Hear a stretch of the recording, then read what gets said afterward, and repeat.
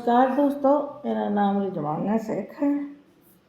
विचार नियम आपकी कामयाबी का रहस्य, the power of happy thoughts bye sir Shri, book part 20 continue करती हूँ। गुड मॉर्निंग पीस मंत्र। शांति पर ध्यान केंद्रित करना और शांति की अवस्था में रहना शोध पर रहने का एक और तरीका है। कुदरती रूप से सुख शांति में स्थापित होने के बजाय हमें दुख और संघर्ष के साथ जीने की आदत पड़ चुकी है।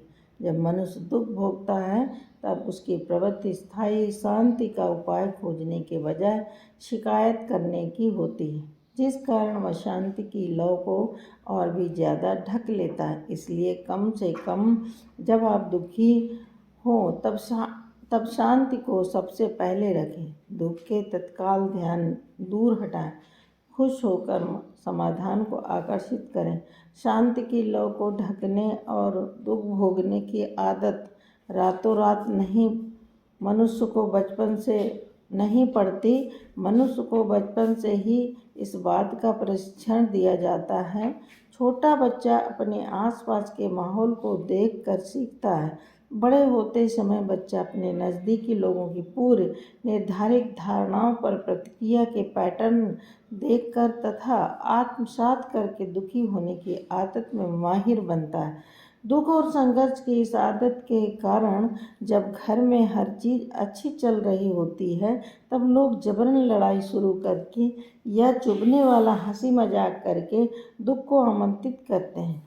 फिर वे समस्या को सुलझाने बैठते हैं, जिससे उन्हें ही उत्पन्न किया जाता है। फिर कोई अस्थायी समाधान खोजकर वे सभी पार्टी करते हैं। उसमें उन्हें कुछ समय के लिए राहत मिल जाती, जिसे वे गलती से खुशी या सुख मान लेते हैं। इस तरह मनुष्य पहले दुख उत्पन्न करता है, फिर उसे दूर करने के लिए तुरंत समाधान खोजता है। इस आदत की वजह से वह अकारण ही दुख को आमंत्रित करता रहता है। तो जब आप दुखी हों तब क्या करें? जवाब सरल है, शांति को प्राथमिकता देकर सुखी बने। शांति को सबसे पहले रखने का मतलब है कि सुख शांति को सबसे पहले महत्व देने की आदत डालना। जिस पर आप दुखी हों तब यह बात याद करके अपनी मनोदशा बदलें। इसका अर्थ है कि यदि किसी नकारात्मक घटना के बाद आपकी चेतना का स्तर गिर जाता है तो अपनी चेतना के स्तर को ऊपर उठाने की बात याद करें।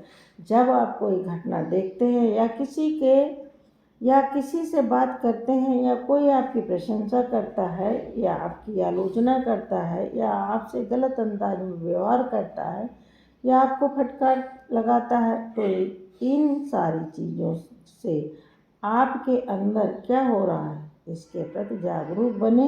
यदि इस दौरान आपने जागरूकता को खो दी और आपकी चेतना का स्तर नीचे गिर गया तो इसका मतलब है आपने शांति को सबसे पहले नहीं रखा।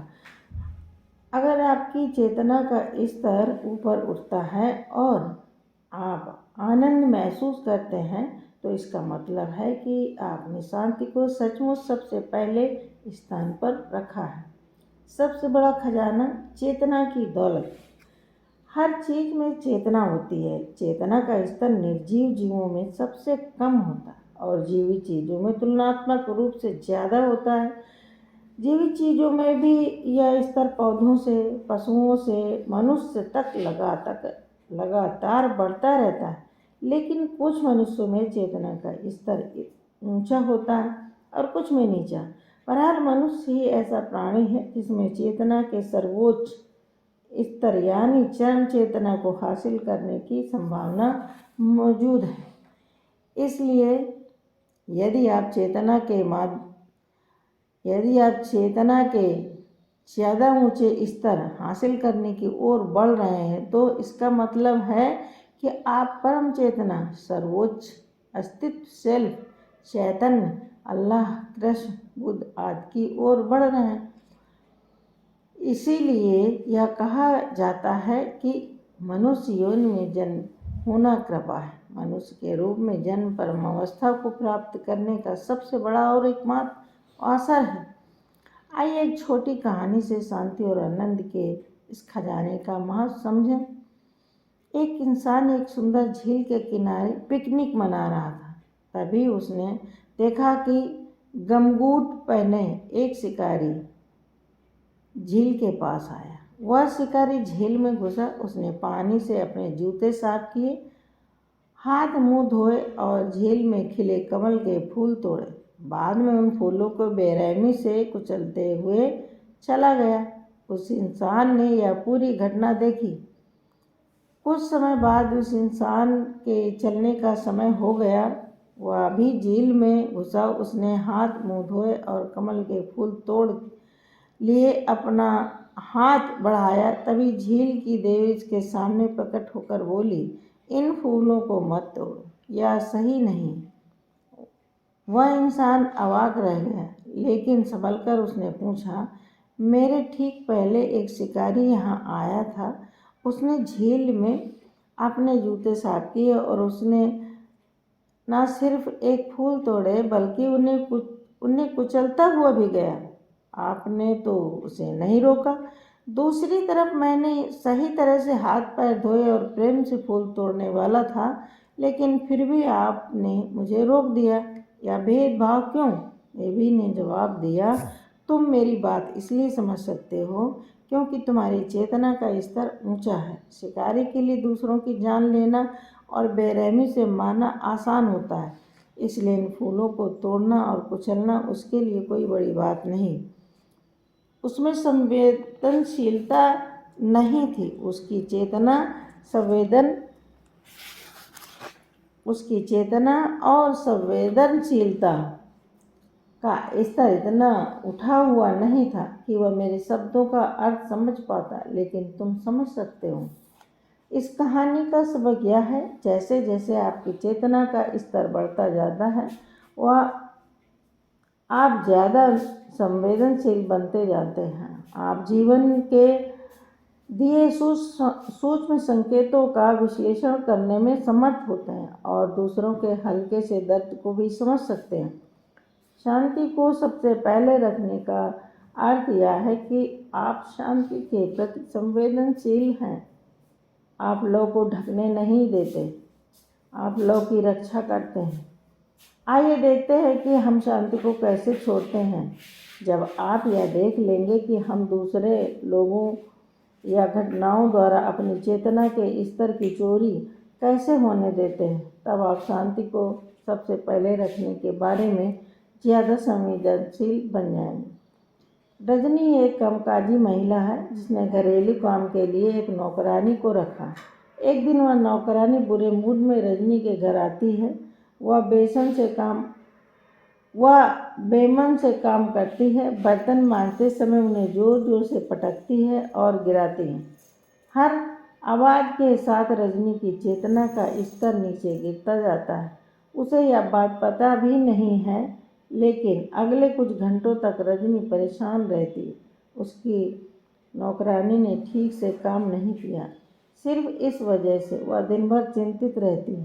उस नौकरानी की एक और चीज़ को लेकर रजनी परेशान है। पिछले कुछ दिनों से घर की चीज़ें गायब हो रही हैं और रजनी को शक है कि इसके लिए वह नौकरानी ही जिम्मेदार है। और वह और भी ज़्यादा परेशान इसलिए है क्योंकि उसके पास इसका कोई सबूत नहीं। नौकरानी घर की घड़ी, अंगूठी या बाथरूम का साबुन चुरा सकती है। इसके बजाय रजनी को इस बात की ज़्यादा चिंता होनी चाहिए कि कहीं वह उसकी चेतना का स्तर न चुरा ले। तब वह इन भौतिक वस्तुओं की बजाय अपनी चेतना की स्तर की ज़्यादा परवाह करेगी। इस तरह कई घटनाएं दूसरों की वजह से उत्पन्न होती दिखती हैं, जहां हम अपनी चेतना के स्तर को चोरी होने देते हैं, जहां हम शांति को छोड़ देते हैं। उस घटना के कई घंटे बाद तक हमारी चेतना का स्तर निम्न रहता है। अपने अतीत की ऐसी घटनाओं के बारे में सोचें उस वक्त यदि आपको पता होता कि आपकी चेतना के स्तर की चोरी हो रही है तो आप ज़्यादा सावधान रहते। उस वक्त यदि आप स्वयं को यह बताते कि मैं अटल लौ को चिढ़ के बादलों से ढकने दे रहा तो आप शांति को नहीं छोड़ते। लेकिन चूँकि आप में यह समझ नहीं थी, इसलिए कोई दिन दहाड़े आपकी आँखों के सामने आपकी चेतना के स्तर को चुरा ले जाता है। यदि आप अपनी चेतना के बारे में जागरूक रहते हैं, यानी आपका ध्यान अपनी चेतना पर होता तो कोई भी आपकी चेतना के स्तर को नहीं चुरा सकता था। आपकी शांति बरकरार रहती है। आइए एक और उदाहरण देखते हैं। एक दिन मिस्टर लोबो अपनी 8 से 5 की नौकरी करने के लिए सुबह 9 बजे कंपनी पहुंचते हैं। हर कर्मचारी को हर सुबह उपस्थित रजिस्टर पर दस्तखत करके आने का समय डालना होता है। जब मिस्टर लोबो वहां पहुंचते हैं तो वे देखते हैं कि उनका एक कर्मी जो उनके साथ ही आया था समय डालकर चला गया। मिस्टर लोबो ने गौर किया कि उनका यह सहकर्मी आया तो 1 घंटे देर से था, लेकिन उसने उपस्थित रजिस्टर में 8 बजे का समय डाला है। मिस्टर लोबो ने एक पल सोचा और उन्होंने भी रजिस्टर में 8 बजे का समय डाल दिया। अब मिस्टर लोबो को यह बात पता नहीं है कि उनके पहले आने वाले इंसान की चेतना का स्तर निम्न था। उसके गलत काम की वजह यह थी कि उसकी समझ कम थी, इसलिए गलत समय डालना उसके लिए सहज था। मिस्टर लोबो इस बात से अनजान है कि उनकी चेतना का स्तर ही उनकी दौलत है। यह एक ऐसी चीज़ है जिससे उन्हें कभी अपनी नज़रें नहीं हटानी चाहिए। उन्हें तो इसकी रक्षा करनी चाहिए, देखभाल करनी चाहिए, इसे कायम रखना चाहिए। आपकी चेतना के स्तर की चोरी तब होती है जब आप दूसरों को गलत काम करने देते हैं और फिर खुद भी कोई गलत काम कर देते हैं। दूसरों को ऐसा करते देख आप अपनी शांति को छोड़ देते हैं। ना सिर्फ यह बल्कि जिस इंसान की चेतना का स्तर कम हो जाता है वह आगे भी इसे गंवाता रहता है। फिर वह धोखा देता है, गबन करता है, सच्चाई छिपाता है, झूठ बोलता है। वह तर्क देता है कि एक छोटा सा झूठ बोलकर वह बिना मेहनत के बहुत सारा पैसा कमा लेगा। मिसाल के तौर पर यदि कोई पूछता है तुमने काम पूरा क्यों नहीं किया, तो वह झूठ बोल देता है, ओह मेरे यहाँ अचानक कुछ मेहमान आ गए थे। यह छोटा सा झूठ बोलकर वह अपनी जिम्मेदारी से आसानी से बच जाता है। ऐसे लोग तर्क देते हुए कहते हैं झूठ बोलने की वजह से हमें कम काम करना पड़ता है, वरना हमें ज़्यादा काम करना पड़ेगा। झूठ बोलने और धोखा देने की यह आदत बढ़ती जा रही है क्योंकि मनुष्य को इस झूठ का स्वाद अच्छा लगता है। दूसरी ओर चेतना से ज़्यादा ऊंचे स्तर वाले इंसान को आनंद और शांति के इतनी मधुर स्वाद की आदत पड़ चुकी होती है कि वह उसे छोड़ना नहीं चाहता। परिणाम स्वरूप उसकी चेतना का स्तर बढ़ता रहता है, उसकी शांति कायम रहती है और वह अपना हर काम ऊंचे स्तर से ही करता है। मोना नाराज है क्योंकि किसी ने उसका विचार चुरा लिया है और अब वह कह रहा है कि यह विचार मोना का नहीं बल्कि उसी का है। मोना बदला लेने के तरीके सोचने लगती है, मैं यह क्या करूं, मैं वह क्या करूं, मैं उसे ऐसा सबक सिखाऊंगी कि वह जिंदगी भर याद रखेगा। ऐसे विचारों से उसकी चेतना का स्तर तुरंत गिर जाता है। उसने शांति को छोड़ दिया। यदि वह ईमानदारी से आत्म परीक्षण करती तो मूलतः यह विचार किसका था, दरअसल विचार कहाँ से प्रकट होते हैं, तो उसे एहसास होता कि सारे विचारों का मुख्य स्रोत एक ही है, यह है चेतना। चेतना के ज़्यादा ऊंचे स्तर पर आप अनुभव करते हैं कि यह स्रोत आपके शरीर से जुड़ा हुआ है, लेकिन शरीर अपने आप में मृत चीज़ है या मरी हुई चीज़। वास्तविक चीज़ जीवन के साथ जुड़ी हुई है जिससे हर चीज़ प्रकट होती। इस हर चीज़ में सजीव और निर्जीव दो चीज़ों के अलावा विचार भी शामिल हैं। जब मोना को यह समझ मिल जाएगी तो उसकी चेतना का स्तर नहीं गिरेगा। वह समझ जाएगी यदि इस पृथ्वी पर किसी चीज़ के विचार आने का समय हो चुका है तो यह इसके या किसी दूसरे के माध्यम से प्रकट हो सकता है। शरीर तो बस निमित्त है, शरीर तो बस निमित्त है, मगर समझ की कमी के कारण उसने अपनी चेतना के स्तर को नीचे गिर जाने दिया और सोचा कि यह मेरा विचार है, क्योंकि यह मेरे शरीर से प्रकट हुआ, जो कि एक भ्रम है, क्योंकि विचार उसके शरीर से बाहर नहीं निकला, यह तो उसके माध्यम से प्रकट हुआ है। शरीर के प्रति अशांति और प्रेम के विचार की वजह से भी इंसान शांति को छोड़ देता है। हम शांति को कैसे छोड़ देते हैं और इसे प्राथमिकता के क्रम में दूसरे स्थान पर रखते हैं। इसके कई उदाहरण देखने के बाद आइए अब देखते हैं कि हम अपनी शांति कैसे लौटा सकते हैं और इसे अपनी पहली प्राथमिकता बना सकते हैं। Good morning piece. शांति फैलाने का एक बहुत अच्छा तरीका है गुड मॉर्निंग पीस कहना। ऐसा करके आप शांति को प्रवाहित होने देते हैं। जब भी आपको कोई निर्णय लेना हो, समस्या सुलझानी हो या आपके मन में युद्ध के विचार आए, आप किसी इंसान या वस्तु के प्रति शत्रुता महसूस करें, हिंसा या अत्याचार देखें या जब भी कोई नकारात्मकता आपके मन के शांतिपूर्ण हिस्से में शरण लेने की कोशिश करें, तब आप अपने मन में गुड मॉर्निंग पीस इन शब्दों का उच्चारण कर लें। जिस पल आप गुड मॉर्निंग पीस कहते हैं, आप अपने हृदय तेज स्थान स्रोत में शरण ले लेते हैं। वहाँ आपकी उपस्थित शांति और समाधान को आप तक पहुंचाकर आपके चारों ओर फैलाएगी। आप गुड मॉर्निंग पीस की जगह गुड मॉर्निंग पीस भी कह सकते हैं। जब आप गुड मॉर्निंग पीस कहते हैं तो इन शब्दों से आपको शांति महसूस करने और इसे साकार करने में योगदान देने की प्रेरणा मिलती है। मान लें कि आप किसी गहन समस्या पर एक मीटिंग लेने जा रहे हैं। इसमें आप गुड मॉर्निंग पीस के इस सिद्धांत को कैसे लागू करेंगे? इस काम को करने के दो तरीके। पहला तरीका हर एक को अपनी सारी बातें और विचार कहकर थक जाने दें, फिर उन्हें 1 मिनट तक शांत होकर दोबारा बोलने को कहें। थकान के मारे वे आराम या समर्पण करना चाहेंगे और इस वजह से वे शांतिपूर्ण अवस्था में पहुंच जाएंगे। मानव मन अवचेतन रूप से इसी तरह काम करता है। जब इसे इसकी सीमा तक थकाया जाता है तो यह अंततः हार मान लेता है। इस तरह स्थिति के सामने समर्पण करने से शांति आप पर हावी हो जाती है।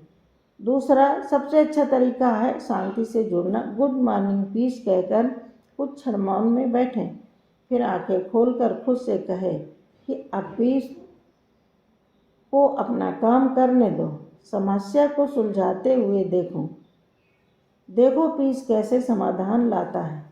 मन में ऐसा कहकर समस्या को